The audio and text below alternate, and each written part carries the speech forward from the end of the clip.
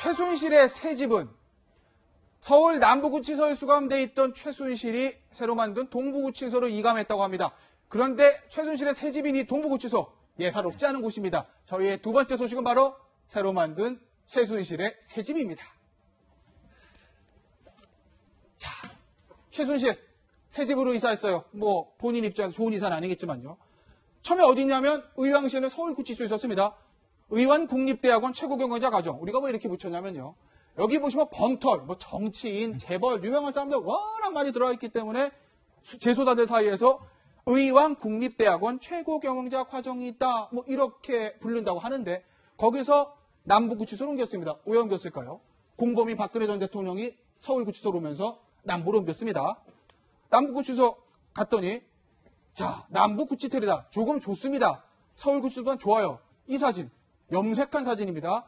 최순실 씨가 남부구치소 있을 때 흰머리였는데 어느 날 염색하고 나타나서 야 이거 뭐야 남부구치소가 서울보다 좋은 거 아니야? 라고 얘기를 했는데 그런데 이번엔 동부구치소로 이감했습니다. 근데 이 동부구치소 예사롭지 않습니다. 굉장히 좋습니다. 이 얘기는 조금 이따 자세히 다뤄보고요. 박주호 변호사. 근데 왜 이렇게 옮긴 거예요? 네, 첫 번째 이제 원래 서울구치소는 서울중앙지검이나 중앙지법에서 했을 때는 서울구치소로 일반적으로 보냅니다. 그래서 최순실 최초에는 서울구치소에 갔는데 올 3월 달에 박근혜 전 대통령이 서울구치소 오는 바람에 두 공범을 같이 놔두고 둘이 마주칠 염려가 있으니까 그 당시는 남부구치소로 지금 옮겼는데요. 남부구치소에 있다가 남부구치소가 정말 뭡니다. 천왕동에 있는데요. 거의 광명에 있어요. 광명시 근처에. 그러다 보니까 재판을 일주일에 4번 정도 하는데 본인이 너무 힘들다. 좀 가까운 곳으로 좀 해달라고 요청을 했고 가까운 곳이 서울구치소는 한번 왔던 곳이기 때문에 돌아가기 어렵고요. 새롭게 문을 연 성동구치소에서 동부구치소로 바뀌었습니다. 동부구치소 송파에 있는데 송파에 지금 이감이 된 그런 상황입니다. 일단은 가까워서 옮겨달라고 해서 옮겨준 건데 그런데 문제는 보실까요? 새로 옮긴 동부구치소가 너무너무 좋다는 겁니다. 자, 이게 어딘지 아십니까? 동부구치소의 새로운 방이에요. 선풍기도 있고요. 독방인데요. 깨끗합니다. 관물대도 있고요. TV도 있습니다. 여기. 쓰레기 분리수거통도 있습니다. 참고로 말씀드리면 저희 집에서 쓰는 분리수거통이랑 똑같습니다. 플라스틱, 뭐 종이 이렇게 나눠져 있는 거요. 야, 그래서 이렇게 좋은데 동부구치소로 최순실 씨가 옮긴 거에 대해서 네티즌들이 비판이 많은데요. 그렇습니다. 워낙 시설이 좋다 보니까 여러 가지 이야기들이 나오는데요. 뭐 대표적으로 그렇습니다. 불고기에 쌀밥까지 주고, 쌀밥에 불고기까지 주고 있다. 그리고 4인 1실이 기본이라고 하는데요.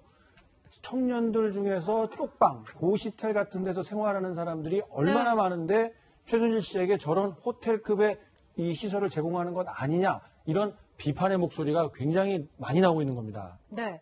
저기 지금 화면 속에 보시다시피요. 이 최순실이 사는 감방에 대한 네티즌들의 반응이 정말 뜨겁습니다. 나를 위해 희생하신 국가유공자분들 쪽방보다 좋네.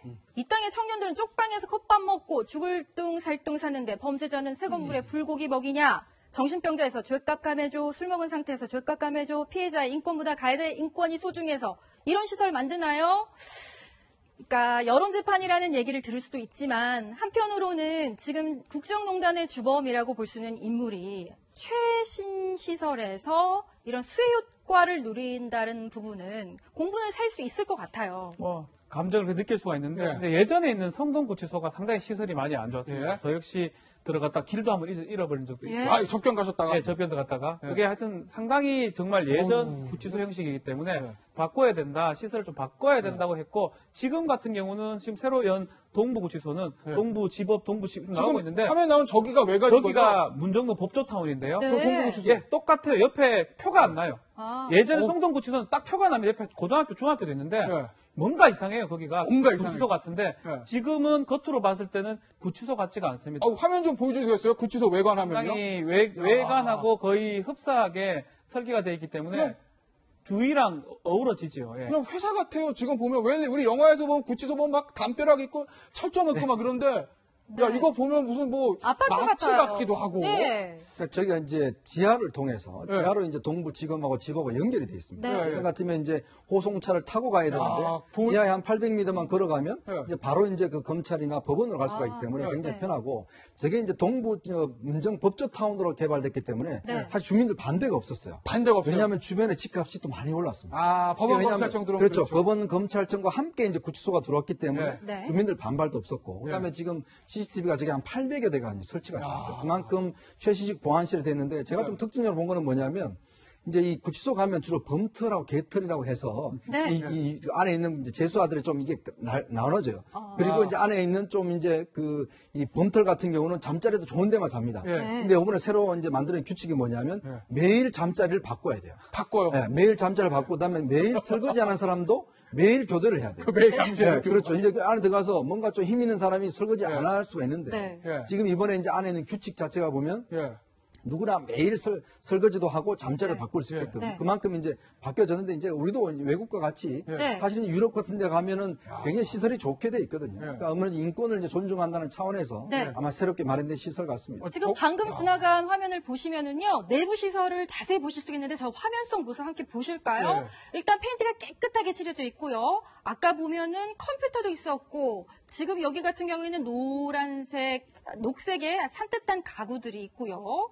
그 점심에 콩나물국에 불고기 반찬도 있고, 저 사진을 보면요, 아까 말씀 주셨지만 그냥 도심 속의 깨끗한 아파트 같은 느낌도 들고요. 그리고 선풍기하고 분리수거대까지 있다. 또 컴퓨터도 있다. 그러면 다른 구치소에서는 이런 시설 자체, 선풍기나 분리수거통 같은 게 전혀 없는 건가요? 그러니까 오래된 구치소, 교도소 이런 곳들에는 저런 시설이 없죠. 이번에 신설이 되다 보니까 저런 최신식이라고 할 수 있는 여러 가지 설비들을 갖추게 된 것인데요. 많은 국민들이 이런 불만을 갖게 된 데는 다 이유가 있지 않겠습니까? 우리나라 경제 수준이나 인권 수준이나 이런 걸로 봤을 때 재소자들에게도 어느 정도 좋은 환경에서 지낼 수 있게 해주는 게 필요하죠. 하지만 이런저런 이유로 해서 다 빠져나가고 반면에 또 피해자들에 대한 적극적인 국가 구제가 좀 부족한 상황에서 열악하게 사는 사람들도 많은데 그 사람들보다도 재소자들의 환경이 더 좋으면 이게 정의냐 이런 불만의 목소리를 갖게 되는 것이거든요. 그러니까 좀 네티즌들의 비판에 진목되는 게 저 부분이거든요. 방금 전에 나왔던 그 화면, 그 사진 보시면요. 너무 좋습니다, 방이.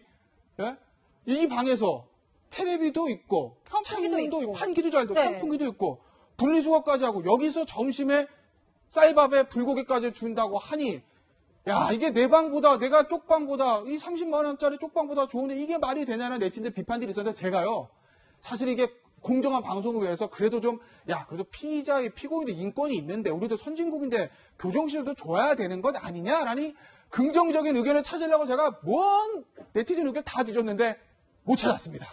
자, 헌법재판소가 이런 결정을 내린 적이 있습니다. 그러니까 재소자들이 들어가 있는 구치소 공간이 너무 좁다.